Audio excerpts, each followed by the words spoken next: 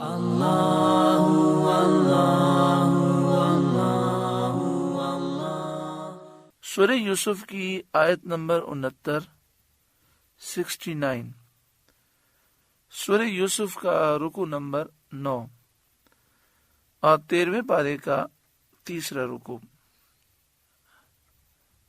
اللہ رب العالمین نے ارشاد فرمایا وَلَمَّا دَخَلُوا عَلَى يُوسُفَ، اور جب وہ یوسف کے پاس گئے، یعنی یوسف علیہ السلام کے بھائی کنعان سے شام سے مصر پہنچے حضرت یوسف علیہ السلام کی خدمت میں، اور انہوں نے کہا کہ ہم آپ کے پاس اپنے بھائی بنیامین کو لے آئے ہیں۔ تو حضرت یوسف علیہ السلام نے فرمایا تم نے بہت اچھا کیا۔ پھر انہیں عزت کے ساتھ مہمان بنایا اور جا بجا دسترخوان لگائے گئے، اور ہر دسترخوان پر 2 صاحبوں کو بٹھایا گیا۔ تو اب ہوا یہ کہ یہ جو 11 بھائی تھے ان میں سے جو 10 بھائی تھے وہ 2 کر کے بیٹھ گئے، بنیامین اکیلے رہ گئے۔ تو وہ رو پڑے اور کہنے لگے آج اگر میرے بھائی یوسف زندہ ہوتے تو مجھے اپنے ساتھ بٹھاتے۔ حضرت یوسف علیہ السلام نے فرمایا کہ تمہارا ایک بھائی اکیلا رہ گیا، اور آپ نے بنیامین کو اپنے دسترخوان پر بٹھایا۔ آوا الیہ اخاہ، یوسف نے اپنے بھائی کو اپنے پاس جگہ دی اور فرمایا کہ تمہارے ہلاک شدہ بھائی کی جگہ میں تمہارا بھائی ہو جاؤں تو کیا تم پسند کرو گے؟ بنیامین نے کہا آپ جیسا بھائی کس کو میسر آئے، لیکن یعقوب کا بیٹا اور راحیل کا نور نظر ہونا آپ کو کیسے حاصل ہو سکتا ہے؟ راحیل حضرت یوسف علیہ السلام و بنیامین کی ماں کا نام ہے۔ حضرت یوسف علیہ السلام رو پڑے اور بنیامین کو گلے سے لگایا اور قال فرمایا انی انا اخوک، یقین جان میں ہی تیرا بھائی ہوں، یعنی میں ہی یوسف ہوں۔ فلا تبتئس بما كانوا يعملون، تو یہ جو کرتے ہیں اس کا غم نہ کھا، بے شک اللہ نے ہم پر احسان کیا اور ہمیں خیر کے ساتھ جمع فرمایا، اور ابھی اس راز کی بھائیوں کو اطلاع نہ دینا۔ یہ سن کے بنیامین فرط مسرت سے بے خود ہو گئے اور حضرت یوسف علیہ السلام سے کہنے لگے اب میں آپ سے جدا نہ ہوں گا۔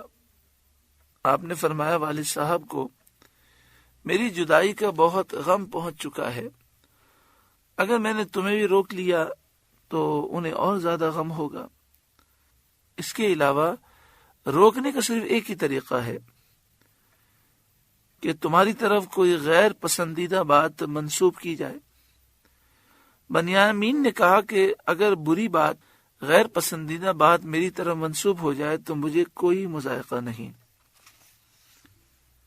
فلما جہزہم بجہازہم، پھر جب ان کا سامان مہیا کر دیا، سامان تیار کر دیا، اور ہر ایک کو ایک اونٹ کے بوجھ کے برابر غلہ دے دیا، اور ایک اونٹ بنیامین کے نام کا خاص کر دیا، جعل السقایۃ فی رحل اخیہ، پیالہ اپنے بھائی کے کجاوے میں سامان میں رکھ دیا۔ یہ وہ پیالہ تھا جو بادشاہ کے پانی پینے کا پیالہ تھا، جو سونے کا تھا اور ہیرے جواہرات سے سجا ہوا تھا، اور اس وقت اس پیالے سے غلہ ناپنے کا کام لیا جاتا تھا۔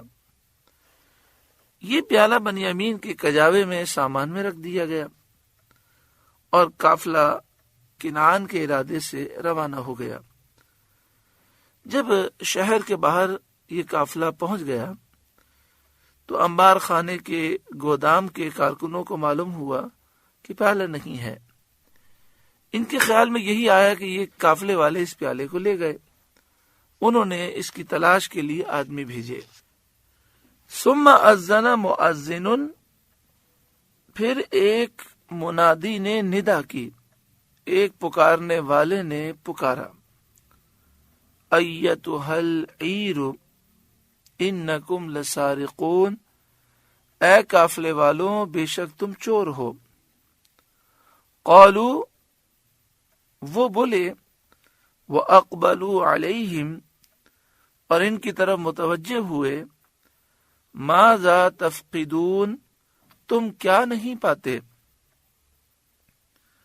قالوا، وہ بولے، نفقد صواع الملک، بادشاہ کا پیالہ نہیں ملتا، وَلِمَنْ جَاءَ بِهِ حِمْلُ بَعِيرٍ، اور جو اسے لائے گا اس کے لیے ایک اونٹ کا بوجھ ہے، وَأَنَا بِهِ زَعِيمٌ، اور میں اس کا ضامن ہوں۔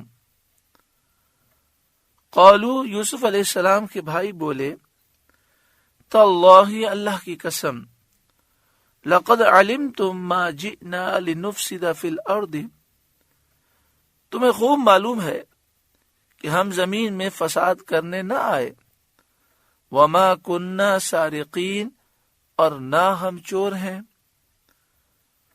قالوا، وہ بولے، فما جزاؤہ ان کنتم کاذبین، پھر کیا سزا ہے اس کی اگر تم جھوٹے ہو؟ یعنی یہ جو تم کہہ رہے ہو کہ پیالہ ہمارے پاس نہیں، اگر پیالہ تمہارے پاس سے نکلا تو اس کی کیا سزا ہوگی؟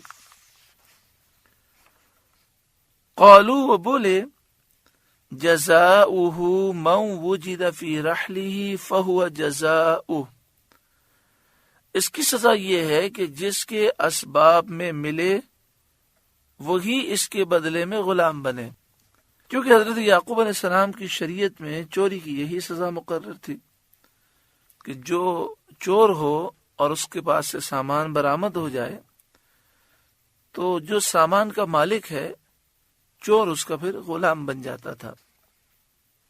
چنانچہ انہوں نے کہا، کذالک نجزی الظالمین، ہمارے یہاں ظالموں کی یہی سزا ہے۔ پھر یہ قافلہ مصر لایا گیا اور ان صاحبوں کو حضرت یوسف علیہ السلام کے دربار میں حاضر کیا گیا۔ فَبَدَأَ بِأَوْعِيَتِهِمْ قَبْلَ وِعَاءِ أَخِيهِ، تو اول ان کے سامان سے تلاشی شروع کی، اپنے بھائی کے سامان سے پہلے، یعنی پہلے بنیامین کے سامان کی تلاشی نہیں کی گئی، پہلے دوسرے بھائیوں کے سامان کی تلاشی لی حضرت یوسف علیہ السلام نے، اور آخر میں بنیامین کے سامان کی تلاشی لی۔ ثم استخرجها من وعاء اخیہ، پھر اسے اپنے بھائی کے سامان سے نکال لیا۔ کذالک کدنا لیوسف، ہم نے یوسف کو یہی تدبیر بتائی اپنے بھائی کے لینے کی کہ اس معاملے میں بھائیوں سے پوچھیں تاکہ وہ شریعت یعقوب کا حکم بتائیں جس سے بھائی مل سکے۔ تو حضرت یوسف علیہ السلام نے یہ تدبیر فرمائی کہ بھائیوں سے ہی پوچھا گیا کہ یہ بتائیے کہ جس کے سامان سے پیالہ ملے گا اس کی سزا کیا ہے؟ تو انہوں نے خود ہی کہہ دیا کہ ہمارے والد کی شریعت کے مطابق اس کی سزا یہ ہے کہ پھر اگر بادشاہ کا پیالہ جس کے سامان سے ملا بادشاہ اسے اپنے پاس رکھ لے گا اور وہ بادشاہ کا غلام بن جائے گا۔ ما کان لیأخذ اخاہ فی دین الملک الا ان یشاء اللہ، بادشاہی قانون میں اسے نہیں پہنچتا تھا کہ اپنے بھائی کو لے لے مگر یہ کہ اللہ چاہے۔ بادشاہ مصر کا جو قانون تھا اس کے مطابق ان کے لیے لینا ممکن نہیں تھا کہ اپنے بھائی کو روک لیں، کیونکہ مصر کے بادشاہ کا قانون یہ تھا کہ جو چوری کرے اس کی سزا یہ ہے کہ اسے مارا جائے اور ڈبل مال اس سے لیا جائے۔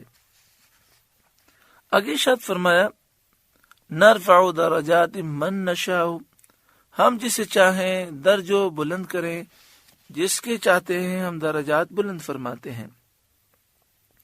وَفَوْقَ كُلِّ ذِي عِلْمٍ عَلِيمٍ، اور ہر علم والے سے اوپر ایک علم والا ہے۔ یہاں پر یہ بیان کیا گیا کہ یہ بات اللہ کی مشیت سے ہوئی کہ اللہ تعالی نے حضرت یوسف علیہ السلام کے دل میں یہ بات ڈال دی کہ سزا بھائیوں سے پوچھے، اور بھائیوں کے دلوں میں یہ بات ڈال دی کہ وہ اپنی شریعت کے مطابق اس کا جواب دیں۔ اللہ تعالیٰ نے علم میں حضرت یوسف علیہ السلام کا درجہ سب سے بلند فرمایا، اور نبیوں کے درجے عام لوگوں سے بہت بلند ہوتے ہیں۔ حضرت عبداللہ بن عباس رضی اللہ تعالی عنہما نے فرمایا کہ ہر عالم کے اوپر اس سے زیادہ علم رکھنے والا عالم ہوتا ہے، یہاں تک کہ یہ سلسلہ اللہ تعالی تک پہنچتا ہے۔ اللہ کا علم سب کے علم سے برتر ہے۔ جب پیالہ بنیامین کے سامان سے نکلا تو بھائی شرمندہ ہوئے اور انہوں نے سر جھکا لیے۔ قالو، وہ بولے، این یسرق فقد سرق اخ له من قبل، اگر یہ چوری کرے تو بے شک اس سے پہلے اس کا بھائی چوری کر چکا ہے۔ یعنی سامان میں پیالہ نکلنے سے سامان والے کا چور ہونا تو یقینی طور پر معلوم نہیں۔ یہاں پہ دیکھیں انہوں نے یہ کہا کہ این یسرق، اگر یہ چوری کرے۔ بنیامین کے سامان سے پیالہ نکلنا، یہ اس بات کی کوئی دلیل نہیں ہے کہ بنیامین نے ہی چرایا ہو سکتا ہے کسی شخص نے بدنام کرنے کے لیے ڈال دیا ہو، اس طرح کے ان کے ذہنوں میں خیال آتا ہے، یا غلطی میں گر گیا ہو۔ لہذا انہوں نے کہا کہ اگر اس نے چوری کی، اول تو ہمیں معلوم نہیں لیکن نکلا اس میں سے ہے، تو اگر جان بوجھ کے اس نے لیا تھا اور اسے چوری کی ہے، فقد سرق اخ له من قبل، تو بے شک اس سے پہلے اس کا بھائی چوری کر چکا ہے، اور بھائی سے مراد حضرت یوسف علیہ السلام ہے۔ اب آپ دیکھیں کہ ان لوگوں نے حضرت یوسف علیہ السلام کے سامنے حضرت یوسف علیہ السلام کو چور کہہ دیا اور چوری کی نسبت آپ کی طرف کر دی۔ قربان جائیے حضرت یوسف علیہ السلام کی برداشت پر، صبر پر، تحمل پر اور حلم پر۔ اور جس کو انہوں نے چوری قرار دیا، وہ بات بھی یہ ہے کہ وہ چوری نہیں تھی، لیکن جب انسان کے دل میں کسی کے لیے بغض ہو تو اچھے کام بھی اسے برے لگتے ہیں۔ تو جس کو انہوں نے چوری قرار دے کر حضرت یوسف علیہ السلام کی نسبت کیا اور کہا کہ انہوں نے چوری کی، وہ واقعہ یہ تھا کہ حضرت یوسف علیہ السلام کے نانا کا ایک بت تھا جس کو یوسف علیہ السلام کا نانا پوجتا تھا۔ حضرت یوسف علیہ السلام نے چپکے سے وہ بت لیا اور توڑ کر راستے میں نجاست کے اندر گندگی میں ڈال دیا۔ یہ حقیقت میں چوری نہ تھی، بت پرستی کا مٹانا تھا۔ بھائیوں کا اس ذکر سے یہ مقصد تھا کہ ہم لوگ بنیامین کے سگے بھائی نہیں ہیں، سوتیلے بھائی ہیں۔ یہ فعل تو شاید بنیامین کا ہو، نہ ہماری اس میں شرکت، نہ ہمیں اس کی اطلاع۔ اور دوسری بات یہ کہ اس نے یہ کام کیا تو یہ ہمارا سگا بھائی نہیں ہے، تو اس کی اس حرکت کی وجہ سے بادشاہ ہمارے بارے میں کوئی یہ خیال نہ کرے کہ یہ بھی ایسے ہی ہوں گے۔ فَأَسَرَّهَا يُوسُفُ فِي نَفْسِهِ، تو یوسف نے یہ بات اپنے دل میں رکھی، وَلَمْ يُبْدِهَا لَهُمْ، اور ان پر ظاہر نہ کی، یعنی آپ نے اس ناگواری کا اظہار سامنے نہ کیا۔ قَالَ، جی میں کہا، أَنْتُمْ شَرٌّ مَكَانًا، تم بدتر جگہ ہو اس سے جس کی طرف چوری کی نسبت کرتے ہو، کیونکہ چوری کی نسبت حضرت یوسف علیہ السلام کی طرف تو غلط ہے۔ وہ فعل تو در حقیقت شرک کو ختم کرنا، شرک کا ابطال تھا، اور ایسا کام کرنا تو عبادت ہے، لیکن تم نے جو یوسف کے ساتھ کیا وہ بڑی زیادتیاں ہیں۔ انتم شرم مکانہ کے معنی آسان یہ ہوں گے کہ حضرت یوسف علیہ السلام نے جی میں کہا کہ میں نے تو کوئی چوری نہیں کی، تم میرے اتنے اچھے کام کو کہ جو عبادت ہے، بت شکنی ہے، اسے چوری کہتے ہو، حالانکہ تم نے کتنی مجھ پر زیادتیاں کی ہیں، تو تم بدتر جگہ ہو۔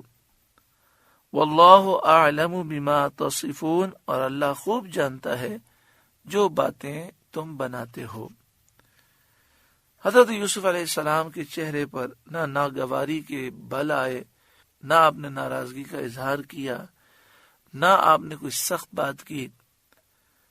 اللہ تعالیٰ ان کے صدقے میں ہمیں صبر، شکر، تحمل، برداشت اور حلم عطا فرمائے، کیونکہ جو شاخ پھلدار ہوتی ہے وہ جھکی ہوتی ہے، اور جب انسان اندر سے خالی ہوتا ہے تو اس میں اکڑ ہوتی ہے، غرور و تکبر ہوتا ہے۔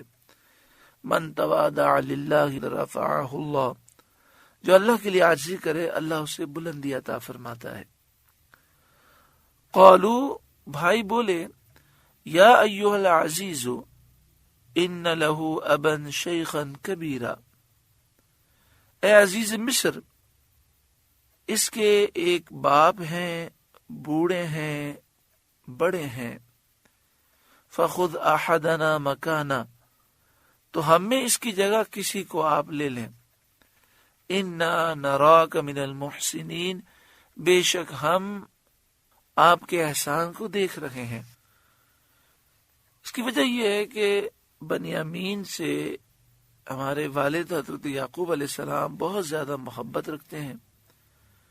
یوسف کے ہلاک ہونے کے بعد بنیامین سے ان کے دل کی تسلی ہے، اگر ہم بنیامین کو لے کر نہیں جائیں گے تو انہیں رنج ہوگا، ہم وعدہ کر کے آئے ہیں، تو آپ بنیامین کو چھوڑ دیں اور اس کے بدلے کسی اور کو آپ اپنے پاس رکھ لیں اور غلام بنا لیں۔ قال، حضرت یوسف علیہ السلام نے فرمایا، معاذ اللہ ان نأخذ الا من وجدنا متاعنا عنده، اللہ کی پناہ کہ ہم لیں مگر اسی کو جس کے پاس ہمارا مال ملا، کیونکہ تمہارے فیصلے سے ہم اسی کو لینے کے مستحق ہیں جس کے سامان میں ہمارا مال ملا، اگر ہم بجائے اس کے دوسرے کو لے لیں، انا اذا لظالمون، جب تو ہم ظالم ہوں گے۔ سورہ یوسف کا 9واں رکوع مکمل ہوا۔ اللہ رب العالمین اس رکوع کے نور سے ہمارے قلوب کو روشن و منور فرمائے۔ اللہ اللہ اللہ